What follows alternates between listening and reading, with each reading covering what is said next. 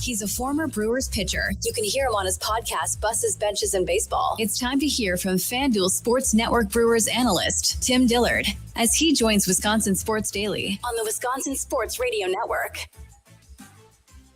Mr. Tim Dillard joins us now, streaming live on X and on YouTube at WI Sports Radio. Go check it out. You can see Tim Dillard and myself having this lovely weekly conversation each and every week. Joining us on the guest hotline, powered by Gruber Law, one call that fall. Bryce Terang, couple of home runs.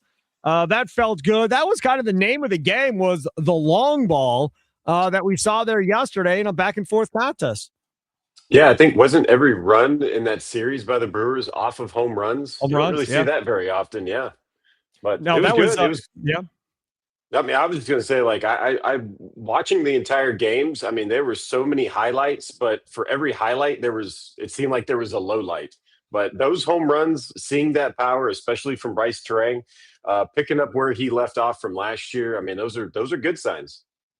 You know, the other part about this is for the Brewers, that left side of the infield, I think, was in question coming into the season, right? You didn't know what Joey Ortiz was going to do offensively again. And then at third base, like last year going into last season, that was the big question mark too, as far as who was going to play third.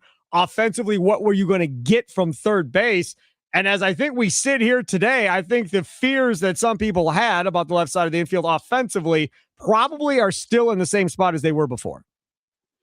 Well, I mean, you can look at it different ways. It's like, okay, if they get more production from the left side, is that the only way that they can win? I don't believe that. I believe the defense. I think Hamilton and Rengifo have done a great job at third base defensively. I think Joey Ortiz is an elite shortstop. The ground that he covers, he turns hits into outs. Yep. He turns plays that shouldn't be made into plays that between him and Bryce Terang up the middle, it saves runs. Like, I know it doesn't show up in the box score, but if you watch the game and know baseball, you clearly see it. I think more production's coming. I mean, both Joey and David Hamilton, I mean, these guys are ball players.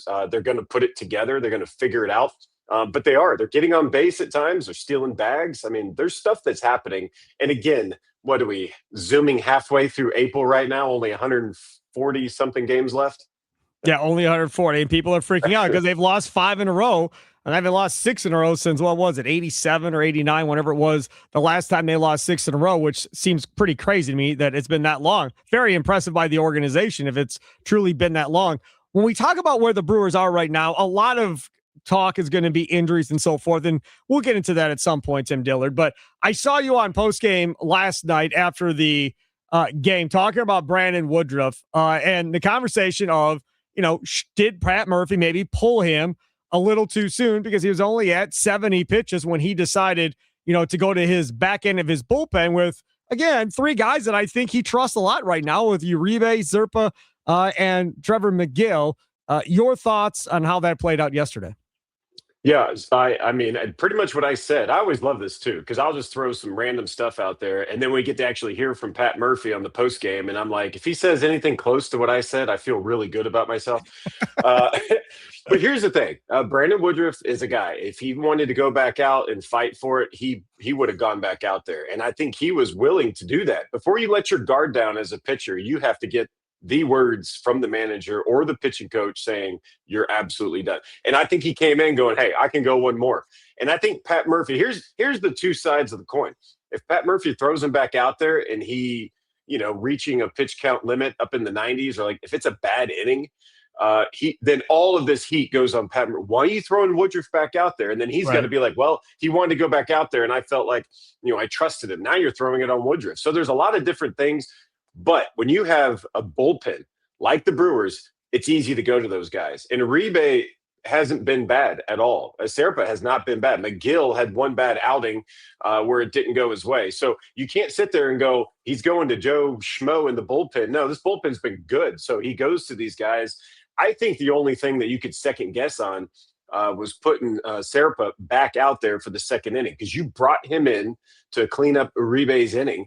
And anytime a bullpen pitcher comes in, and I know this from experience, when you're throwing these white knuckle pitches to get out of a jam, and then you get out of it, there's such a sigh of relief that oftentimes, and you'll see it if you pay attention, when that guy gets run back out there, it oftentimes doesn't go well. So as soon as he was walking back out to the mound, I was going, this is not a good call. I was saying that in real time.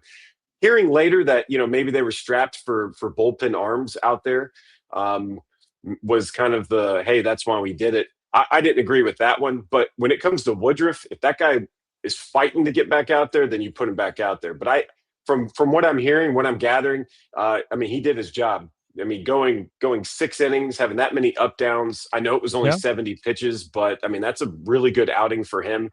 And you know what? The bullpen's job is to take over after that. Brewers TV analyst Tim Dillard. Follow him on X at Dim Dillard. He joins us each and every week on Mondays at around 2:20 our time. From time to time, they may have to move around based on the Brewers schedule and Tim's personal schedule, but we try to aim for 2:20. Let's talk a little bit about Aaron Ashby. This is something that I've heard from a lot of different people that are friends, family members, whatever else, which is Aaron Ashby's arm going to fall off at some point before we get to May with as much as Pat Murphy is pitching him at this point? Do you have any concern with as much as he's using Aaron Ashby? I think I brought it up to some folks maybe a little bit last year when he was getting thrown a ton. Was asking around a little bit already this year. And, they have ways of measuring guys. When you go through spring training, they measure all the strengths and angles of your arm, how much flexibility you have. And they continually do this throughout a season. Then they can back that up with metrics. Is he getting the same velocity? Does he have the same movement? Is it the same arm angle? Is the arm angle dropping because he's tired? Things like that. All the readouts come back that this guy is good. Like he can just pitch and he wants to pitch and there's no signs of letting up. I don't know if he needs to, be an opener every 5 seconds. I think they could probably push the brakes on that a little bit. I know why they do it. And it's worked in the past. So I think that's why they went to him kind of out of the gates, but I don't know. I think he is good in every single role, and who knows, maybe they do need a starter down the road, and he may be the guy to go 3+ innings. And after that first inning the other day, he did fantastic. The guy's got electric stuff. You could be sitting in the 4th deck and know what this guy throws because he's got 4 distinct pitches. And if you ask anybody in the other dugout and the other lineups, they know who Aaron Ashby is. I know he's not a household name across baseball per se, but hitters know who this guy is because nobody wants to face him. I have another situation from over the weekend I have to bring up because I know my kid's in 10U baseball, and I know my coach would have become unhinged at these 10-year-olds. Had one of them did what Gary Sanchez did, which is throw a bullet essentially at Kyle Harrison's knee going to cover first base. And on the radio today here on our airwaves here, people are like, he better never play first base again. He just keep him off first base for the time being until he figures this out. If he can't figure that part out. Man, I've never played first base. I've definitely never been a pitcher. Maybe you've had it happen to you from a first baseman at some point in your career. But that was not pretty. And I can only imagine what Kyle Harrison was thinking after he got plunked. Well, he was probably thinking, what happened? Did the ball hit me or did the runner run me over? Right.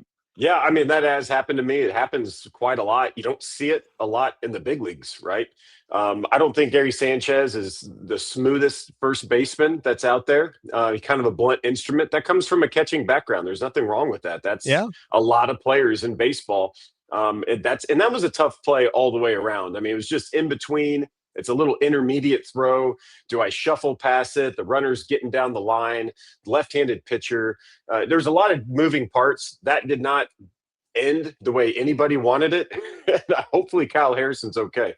Now you hear about Christian Yelich, being injured. Maybe that means Gary's going to be, more of the full-time DH. But yeah, can he play first base? He can play first base a little bit. I don't think he's as good as Jake Bauers over there. And honestly, I don't know how you don't play Jake Bauers if it's a right-handed pitcher, a left-handed pitcher. I don't care if the guy's ambidextrous. He can breathe underwater. Great for him. You got to have Jake Bauers at first base right now. I don't. And unless he's dealing with an issue, which no one's ever heard of right now. Right. So if he is healthy and can swing a bat, the guy needs to play first base. And I think we'll see that going forward a little bit. Don't know what the move's going to be as far as if they move Yelich to the IL. My guess would be Jefferson Caro, just because he's a catcher and they can move Gary to full-time DH and pinch hitting, which Gary excels at, by the way. He came in for Yelich, ends up hitting a 3-run jack. He is a game changer with the bat. His catching skills are what they are. With ABS going around, there's some, I didn't catch that good, so I can tap the helmet. But at the same time, I feel like guys are going to want to throw. The younger guys throw to Caro, somebody that they've thrown to before, throw to Contreras, who they've thrown to before. I think that may be the plan going forward. I don't know.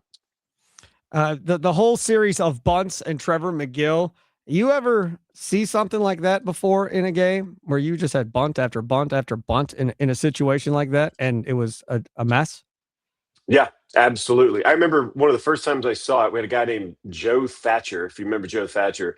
Big, but he was sidearm lefty, and he fell off really hard to the third base side. And I think we were in the minor leagues, and he was my throwing partner. It was like catching bowling balls. I think he's a coach for with the Padres now, or somebody scouting direct. I don't know. Anyway, he because he fell off so much to the third base side, guys were just push bunting. There was a guy named Norris Hopper, came up with the Reds. Brewers had him in AAA for a little while. He kind of patented this whole thing where he would just kind of bunt it in between that Bermuda Triangle of first base, pitcher, and second base. And so a guy like Joe Thatcher falling off towards third, it was like this open area, and nobody knew how to defend it. And you're not going to tell this guy not to pitch that way because that's kind of the way he pitches. So I think the whole point is a guy gets on base with a hit by pitch. And was it Weimer next? I think he was just bunting to be bunting. It wasn't like, hey, we got something on Trevor McGill. The guy can't field a bunt. It was not the case at all. In fact, out of 132 innings that McGill has thrown since being a Brewer, he's got how many errors? One. And that was the error, that second bunt of the inning. But it just comes with the situation. They probably saw something after that bunt, and, guy ends up being safe. Now there's two guys on base. Now they're going, okay, well, it's the same situation. Let's bunt again. And then after the error, they were like, well, let's just keep bunting and see where this is at. Now, if other teams try it, I promise you he'll be fine. It's not like he has a deficiency on fielding the baseball. In fact, they had a scheduled, wasn't related to the bunting that went on in game one. But before game two, they actually had PFP. They had pitchers fielding practice. They do this every single time after a road trip. I've seen it a ton. His effort level was outstanding. He's good. He can move his big feet. He's a big guy, and he can move. So I think in the moment it made sense because they were bunting and because that's what the situation was. I just think they took advantage of him a little bit, and the game got really fast on him. When you see a guy trying to do the force out at home and there's no force out, it was like, game got a little quick. So it happens to everybody. And I don't really foresee that being an issue going forward. There he is, Tim Dillard. Again, follow him on X at Dim Dillard. Brewers TV analyst joins us each and every Monday at 2:20. Thanks so much for coming on, man. I appreciate it. Yep. Thanks, Sparky. There he goes, Tim Dillard on the guest hotline, powered by Gruber Law. One call, that's all.